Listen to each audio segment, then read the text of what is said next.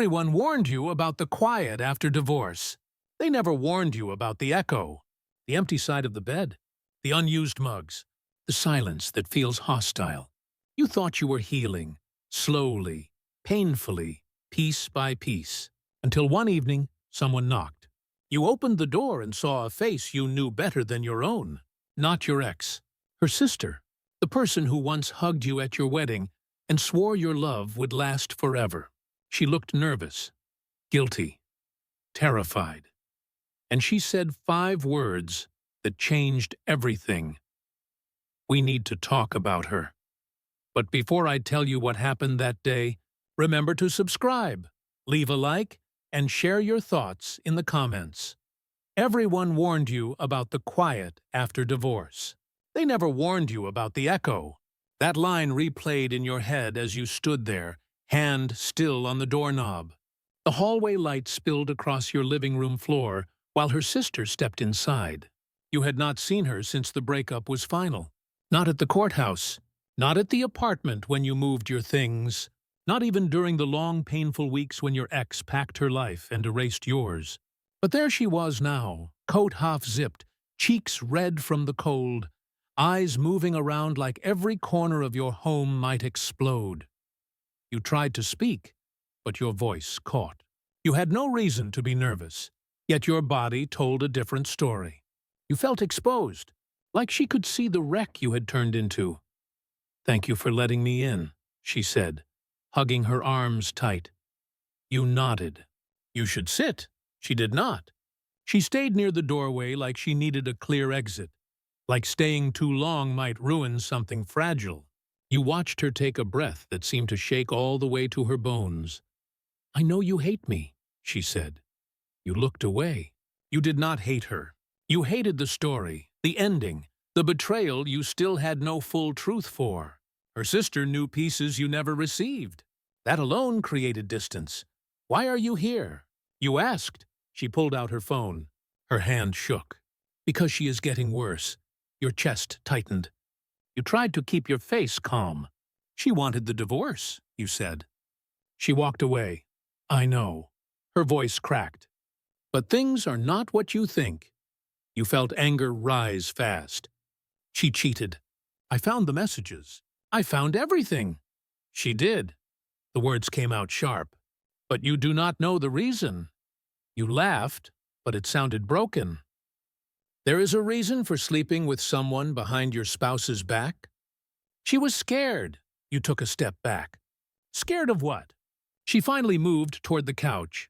You sat too, but not close. Two people who once shared family holidays now spoke like strangers.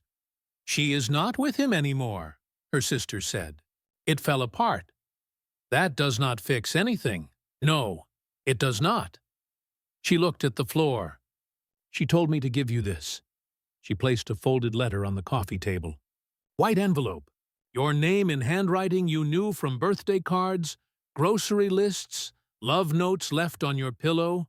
You refused to reach for it. You think a letter will fix the mess she made? She knows it will not. She wrote it anyway. Silence filled the room like heavy air. You stared at the envelope but did not touch it. Your heartbeat felt too loud. You noticed small things, like the faint smell of her perfume still trapped in your furniture, the ring-shaped mark on the table from mugs you once shared on lazy mornings. Your home was full of ghosts. Why did you come? You asked. "Because she is leaving town," she said. "Tonight, she is done. She says she has nothing left here." I told her she is wrong. I told her she needs to face you. "Face me for what?" She signed the papers. She walked out. She made her choice. Her sister wiped her eyes. "She is sick." The room froze. You looked at her, trying to read her expression. "What are you talking about?" "She did not tell you." She kept it hidden. "She thought you would stay out of guilt."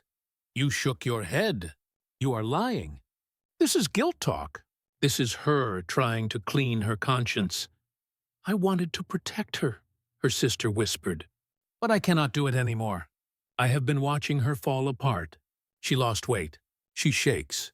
She cries at night. She talks about ending everything. You think she cheated because she stopped loving you. She cheated because she felt like a burden. She thought dying was easier. Your breath stopped for a moment. You felt the floor tilt. You wanted to scream, walk out, throw the letter across the room. Anything to stop the pain pouring back into you. No, you said. She chose him. She picked someone new. It was stupid, her sister said. It was panic. She wanted you to be free before you found out she was sick. She wanted you to move on without watching her fade. Every word hit you hard. Part of you wanted to believe none of it. Another part, the part that still loved her, listened too closely. You should talk to her, her sister said. Not for her, for yourself. You leaned back. Your throat felt tight. Why tell me now? Because she is leaving in an hour. She did not plan to say goodbye. I forced this visit. If you do nothing, she will disappear. And when she dies, you will never forgive yourself. Her voice shook, but her eyes stayed on you. No lies, no excuses, only raw truth. You looked at the envelope again. Your name, her handwriting, the last thing she would leave behind if you refused to see her. What does she want? You asked. She does not expect forgiveness. She wants you to know the truth. Anger, grief, love, betrayal. Everything twisted together until you could not separate one feeling from another. Where is she? You asked. Her sister stood. In the car outside. You stared at the door. Your heartbeat echoed in your ears. The person who shattered you was 20 feet away. Sick, broken, waiting. You stood too. When you opened the door, cold night air hit your face. A small silver car sat near the curb. Headlights on. Someone sat in the passenger seat, staring straight ahead. Your legs moved before your mind agreed. Each step felt heavy. You reached the car.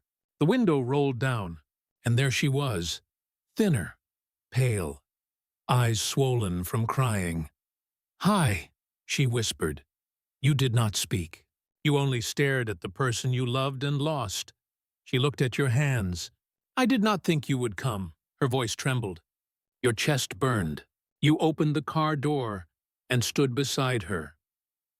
"We need to talk," you said. Her eyes filled with tears. "I know." "We need to talk," you said. And the moment the words left your mouth, silence swallowed the street. Her sister stayed behind, giving you space. You leaned on the open car door while she stared out the windshield, hands shaking in her lap. The woman you once trusted with every secret now struggled to breathe in your presence. You wanted answers. You wanted to hate her. But seeing her like this made every emotion blur. "Get out of the car," you said. She nodded and stepped onto the sidewalk. Her clothes hung loose on her body. Her hair, once full and bright, looked thin. She pulled her coat tighter, as if the night wind could push her to the ground. You walked a few steps away from the car. She followed, keeping distance, like she feared you might yell. You didn't. Your voice stayed low, steady, almost too calm. "You should have told me," you said. "I know. You ended our marriage. You cheated. You ripped my life apart. And now I hear you were sick the whole time. You hid everything instead of talking to me." Her lips trembled. "I was scared." "You were my wife," you said. "You promised to stay. You promised to trust me. And when things got hard, you chose to hurt me instead of letting me help." She wiped her cheek. "I did not want to watch you become my caretaker. I did not want you to feel trapped. I thought, if you hated me, you would heal faster." "You broke me," you said. "You did not protect me. You destroyed us." She nodded, eyes on the ground. "I know, you expected excuses. You got none. That made everything worse. What is wrong with you?" You asked. "Your sister said you were sick." "What does that mean?" She looked up. "A few months before everything, I was diagnosed autoimmune. My organs are tearing themselves apart. The doctors say treatment might slow it down. Or not. You felt your legs weaken. Why hide that? Why face it alone? I saw you working late, exhausted. I knew how much pressure you carried already. I pictured myself in a hospital bed, asking you for help, for money, for support. I saw you lose everything. I wanted you free. So you cheated? That was your solution? The word hung in the air like poison. She swallowed hard. I did not love him. I never wanted him. I needed you to walk away. I thought if you caught me, you would leave for good. I wanted you angry, not broken watching me fade. You think I would have abandoned you? You asked.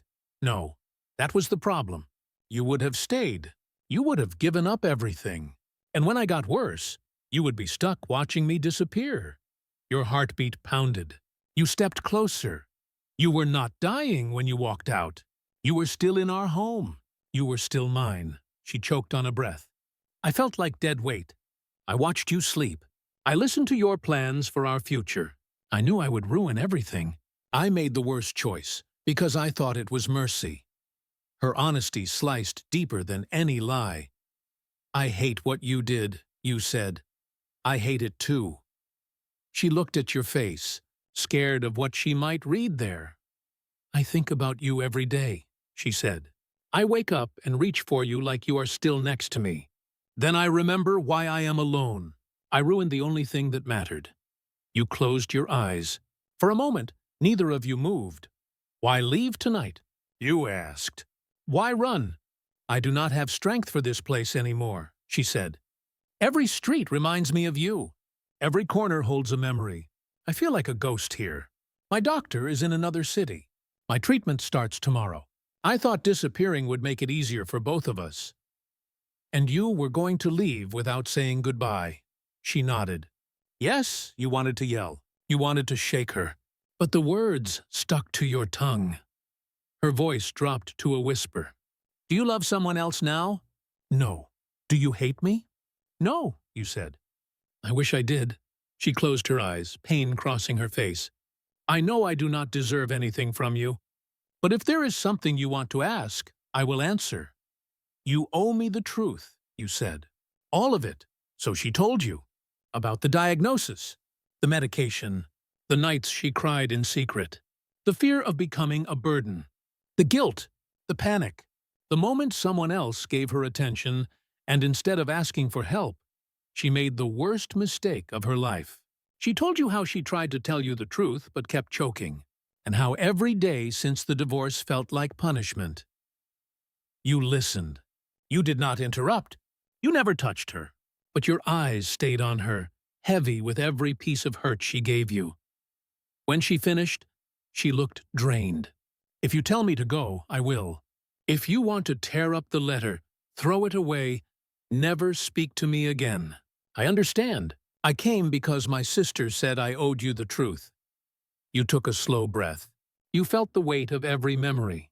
The first kiss, the wedding, the nights spent holding each other, and the night you discovered the betrayal that shattered everything. You should have trusted me, you said. I know. You should have talked to me before you destroyed our marriage.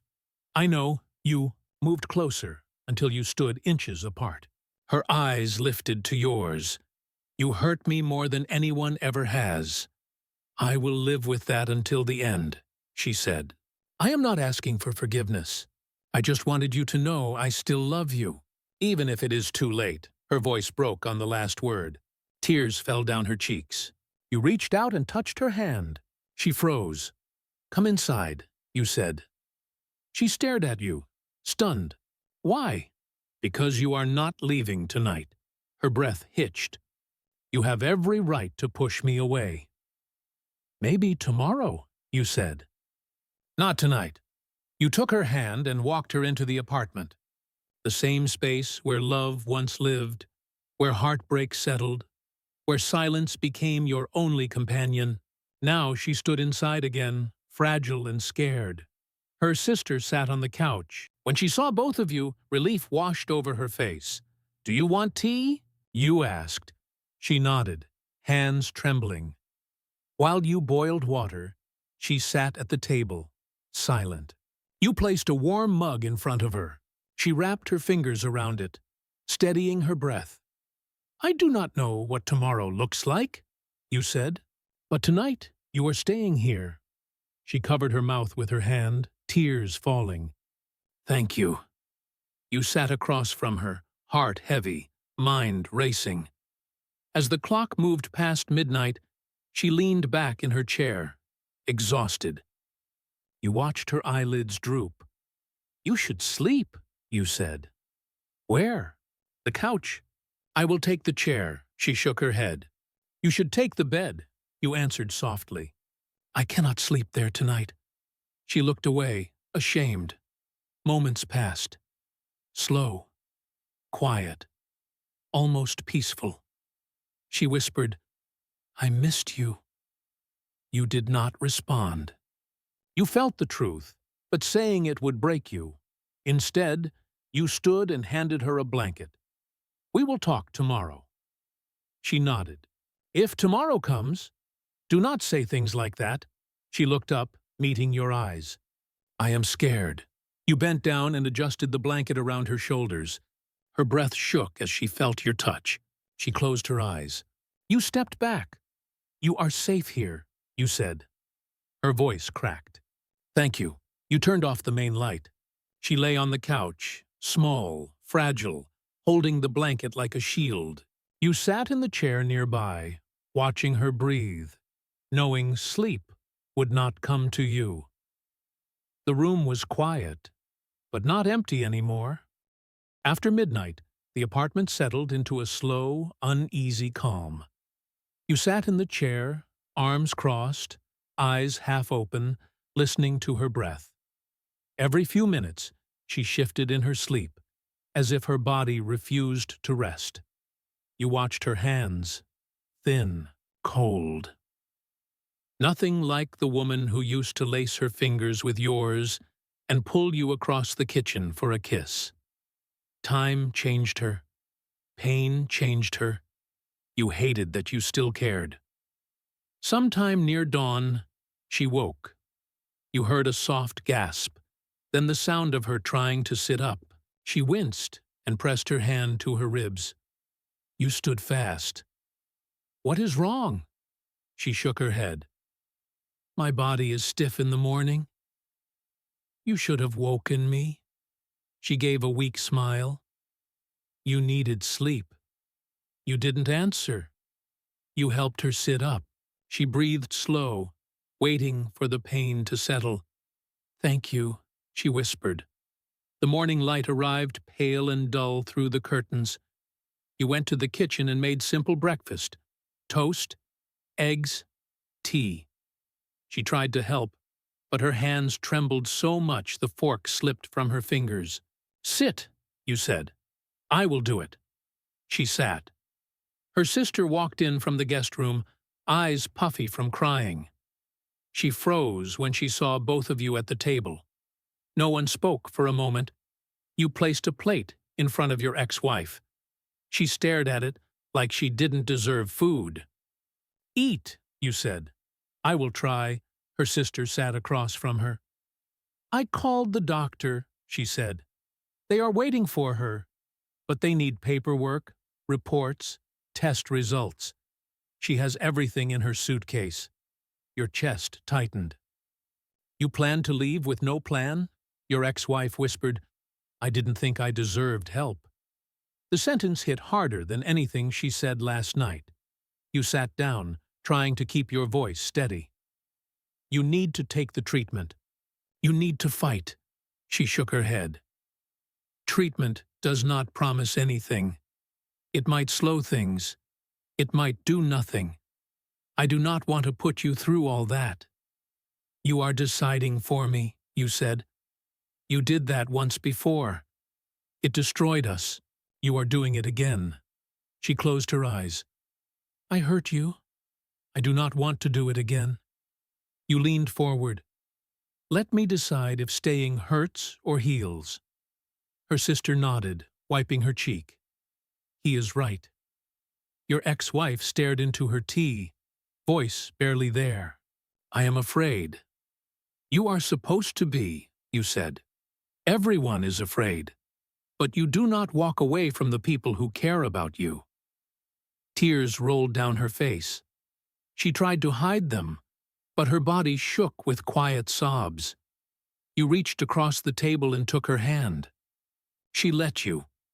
Her fingers felt cold and limp. "Look at me," you said. She lifted her eyes. "You do not leave tonight. You do not disappear. If you have to fight, you fight here, with people who know you." Her sister nodded fast. "I will help, every step, every appointment." Your ex-wife's voice cracked.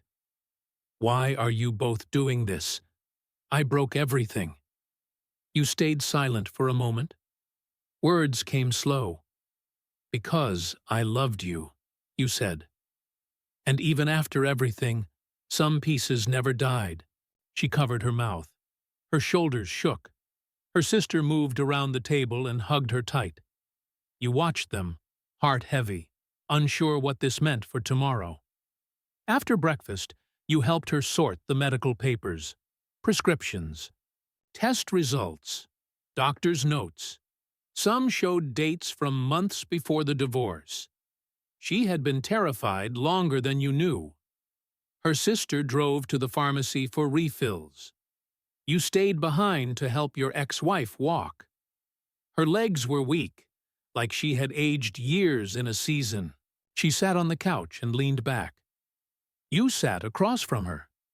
"Do you want me to leave after the doctor visit?" she asked. "No," she frowned.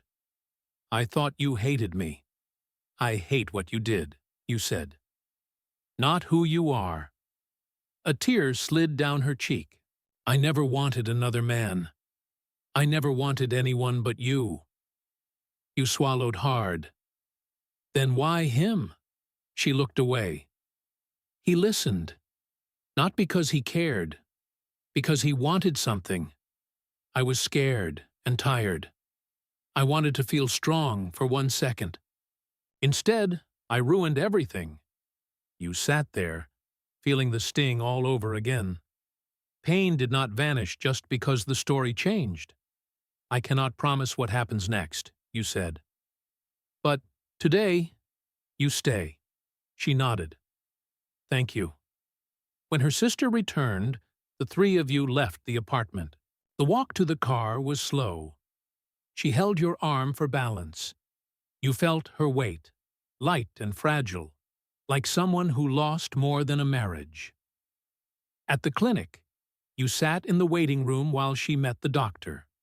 Her sister filled out forms. You watched the door and counted the seconds, each one tightening your chest. After almost an hour, she walked out with a small folder of instructions. She looked tired, but calmer. "What did they say?" you asked. She sighed. "Treatment starts next week.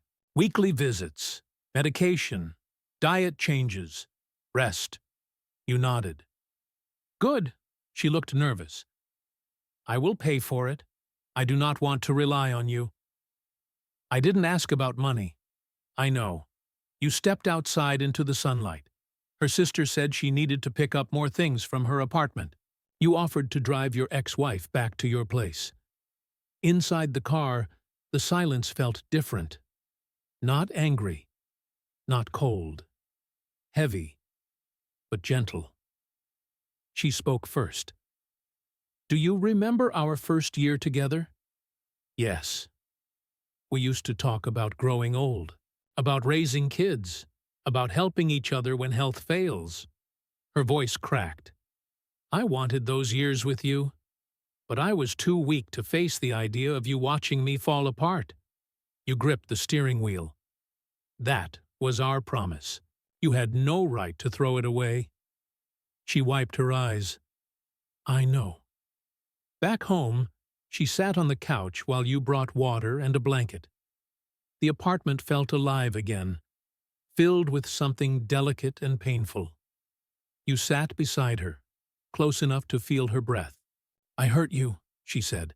"If you want distance, I understand. I can stay somewhere else." "No, you stay here for now." She looked shocked. "Why?" "Because I don't trust you alone." Her voice dropped. Are you afraid I will hurt myself? Yes. She covered her face with her hands. I am trying to live, not die. You are trying alone, you said. That is the problem. The day passed slow. You made lunch. She rested. Her sister called to check on her. In small moments, familiarity returned. You saw flashes of the woman you married, the woman who once woke you with coffee and kissed your forehead before work, the woman who planned summer trips and laughed at your bad jokes. She was still there, buried under pain. That afternoon, she stood by the window, watching cars pass. Her voice was faint. I do not know how to ask something. Say it. If I start treatment here, would you stay near me? Not as husband, not as lover, as someone who cares. You stepped close. I am already here. She turned, eyes swollen. I miss your voice. I miss hearing you breathe beside me. I miss your hands, your warmth. I miss everything. Your heart twisted. You placed your hand on her cheek. She leaned into it, like she had been waiting forever. I am still hurt, you said. I know. I am still angry. I know. I still love you. She broke, arms wrapping around you, head pressed to your chest. You held her, feeling her ribs through her coat, feeling the tremble of her breath. When she pulled back, she looked scared. Does this mean we try again? You shook your head. No promises, no labels. We start small. You get help. You fight. I stay. We see where the road leads. She nodded fast. Thank you. That night, she lay on the couch again. You sat in the chair. But when her breathing turned sharp, you moved to the floor beside her, holding her hand until she slept. You watched her face soften. You saw the girl who once stood with you under wedding lights, smiling like nothing could break you. Life did break you, but maybe not forever. As the clock neared midnight, she whispered in her sleep, one word, stay, and you did. Their story did not end with divorce. It started again with honesty, pain, and a quiet promise. Some wounds take time. Some hearts heal slower than others. If you want the next story of love, betrayal, and second chances, watch for the next episode tomorrow. For now, check the link in the description and download a free collection of our most emotional stories. You never know which one speaks to you next.